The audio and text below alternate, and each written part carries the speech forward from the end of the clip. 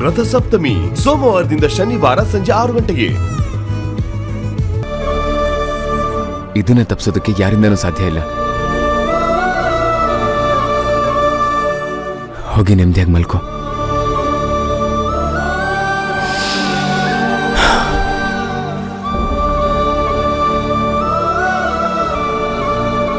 ಅಕ್ಕ ಬಾ.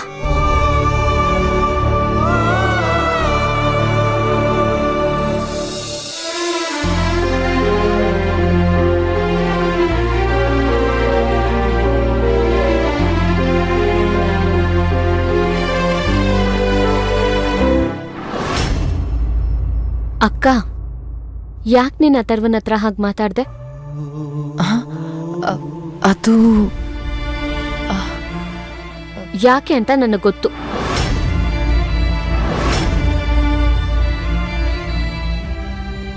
ಡೆಲಿವರಿ ಟೈಮಲ್ಲಿ ಏನಾದ್ರೂ ಹೆಚ್ಚು ಕಮ್ಮಿ ಆದ್ರೆ ಅಂತ ಹೆದರಿಕೆಗೆ ಅಲ್ವಾ? ಸ್ವಲ್ಪ ಭಯ ಇದೆ. ಇಂಥ ಟೈಮಲ್ಲಿ ಅದೆಲ್ಲ ಸಹಜ ಅಕ್ಕ. ನೀನೇನು ಹೆದರ್ಕೋಬೇಡ, ನಿನಗೇನೂ ಆಗಲ್ಲ. ನನಗೇನಾದ್ರೂ ಆಗುತ್ತೋ ಬಿಡುತ್ತೋ ಅಂತ ನನಗೆ ಭಯ ಇಲ್ಲ ಸಿಂಧು. ಯಾಕೆಂದ್ರೆ ನಾನು ನನ್ನ ಜೀವನದಲ್ಲಿ ಏನು ಹುಡುಕ್ತಿದ್ನೋ ಅದು ನನಗೆ ನಾಳೆ ಸಿಗ್ತಾ ಇದೆ. ಇನ್ಮೇಲೆ ನಾನು, ನನ್ನ ಮಗು, ಅಪ್ಪ 3 ಜನ ಅಷ್ಟೇ ನನ್ನ ಪ್ರಪಂಚ. ಅಪ್ಪನ ಅವ್ರು ಇಲ್ಲಿಗೆ ಬಂದಿದಾರ? ನೀನ್ ಅವ್ರನ್ನ ನೋಡಿದ್ಯಾ? ಅಯ್ಯೋ, ನಾನು ಹೇಳಿದ ಹಾಗಲ್ಲ ಭೈರವಿ. ನಾನು ನನ್ನ ಮಗುವಿನ ಅಪ್ಪ ಅಂತ ಹೇಳಿದೆ ಅಷ್ಟೆ. ನಾವು 3 ಜನ ಅಷ್ಟೇ ನನ್ನ ಪ್ರಪಂಚ ಅಂತ ಹೇಳಿದ್ದು. ಹಾಗ ಒಂದು ಕ್ಷಣ ಅಪ್ಪನೇ ಕಣ್ಮುಂದೆ ಬಂದಷ್ಟು ಖುಷಿ ಆಗ್ಬಿಡ್ತು.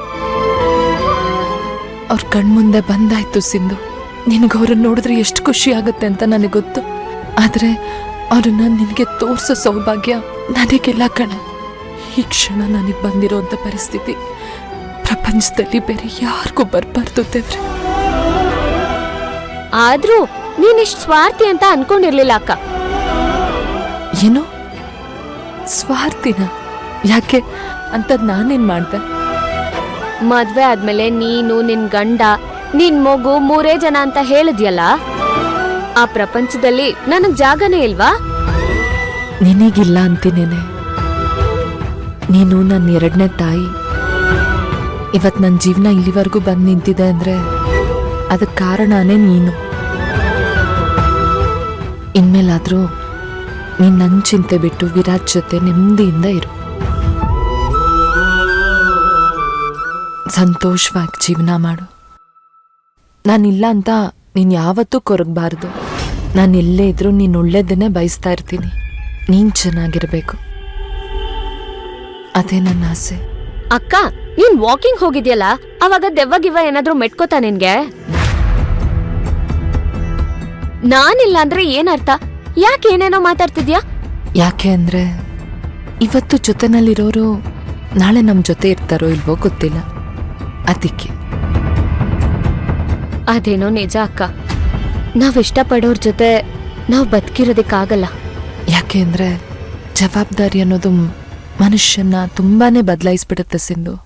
ನಾಳೆಯಿಂದ ನಿಭಾಯಿಸೋದಕ್ಕೆ ನನಗೂ ಒಂದು ಹೊಸ ಜವಾಬ್ದಾರಿ ಸಿಕ್ಕಿದೆ.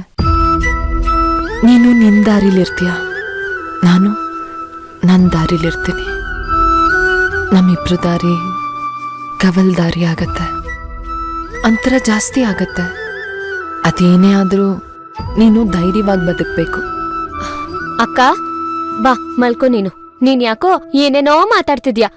ಆದ್ರೆ ಒಂದ್ ತಿಳ್ಕೊ, ನನ್ನನ್ನ ನಿನ್ನನ್ನ ದೂರ ಮಾಡೋದಿಕ್ಕೆ ಯಾರ ಕೈಯಿಂದನೂ ಸಾಧ್ಯ ಇಲ್ಲ, ಸರಿನಾ? ಬಾ ಮಲ್ಕೋ. ಹುಷಾರು. ಓಕೆ ಅಕ್ಕ, ಗುಡ್ ನೈಟ್.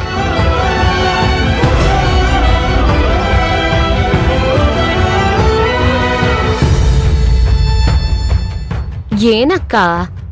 ನನಗ್ಯಾಕೋ ಇವತ್ತು ನಿನ್ನ ಮಡ್ಲಲ್ಲಿ ಮಲ್ಕೊಂಡು ನೀನು ಹಾಡೋ ಲಾಲಿ ಹಾಡನ್ನ ಕೇಳಬೇಕು ಅನ್ನಿಸ್ತಿದೆ. ಯಾಕಕ್ಕ?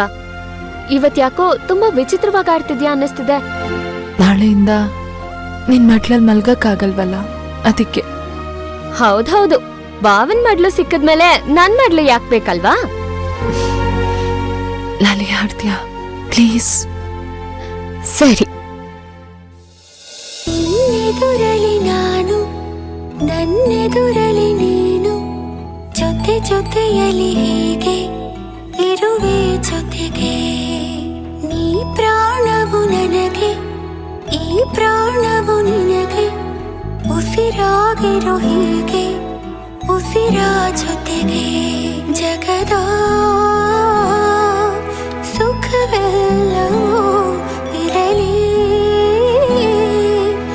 ಈ ಕೈಯಲ್ಲಿ ಇರುವವರೆಗೂ, ಕೊನೆಯವರೆಗೂ.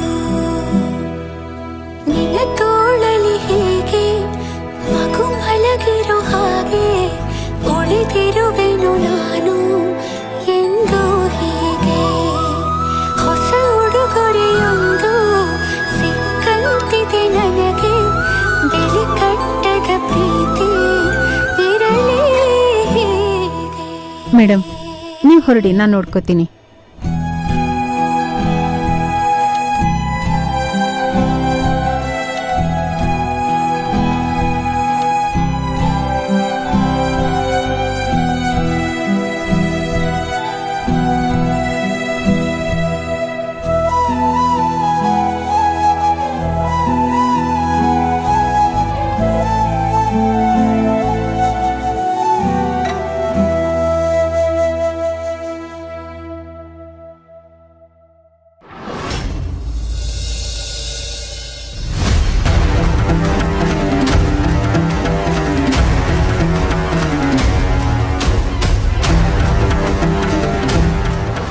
ಬೆಳಿಗ್ಗೆ ಸೂರ್ಯ ಉಡ್ತಾನಲ್ಲ, ಆ ಸಮಯಕ್ಕೆ ಸರಿಯಾಗಿ ಇಲ್ಲಿ ಗಾಡಿ ಬಂದು ನಿಲ್ಲುತ್ತೆ. ನೀನು ಬಂದು ಹತ್ಕೋಬೇಕು. ಹೇಳಿದ ಅರ್ಥವಾಯ್ತು ತಾನೆ? ಅಲ್ಲೇನಾದ್ರೂ ನಿನ್ ಬಾಲ ಬಿಚ್ಚಿದ್ಯೋ, ಇಲ್ಲಿ ನಿಮ್ಮ ಅಪ್ಪನ ಬುಲ್ಡೆ ಬಿಚ್ಚಿಬಿಡ್ತೀನಿ. ಮೇಡಮ್, ಗಾಡಿ ರೆಡಿ ಇದೆ. ಆಚೆ ಇರು, ಬರ್ತೀನಿ.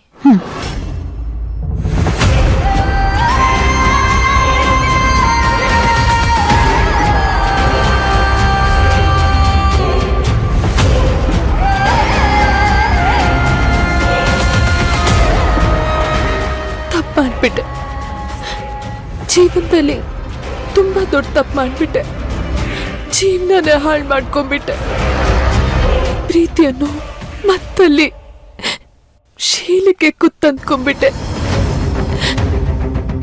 ನಾನ್ ಮಾಡಿದ ತಪ್ಪಿಗೆ ಇವತ್ತು ನಮ್ಮಪ್ಪ ದುಷ್ಟರ ಕೈಲಿ ನರಳ್ತಾ ಇದ್ದಾರೆ.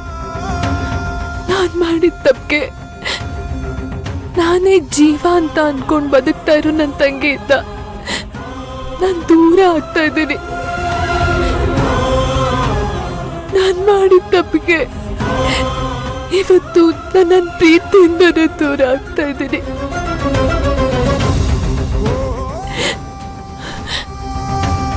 ಇಷ್ಟಕ್ಕೆಲ್ಲ ಮೂಲ ಕಾರಣ ಪ್ರೀತಿ.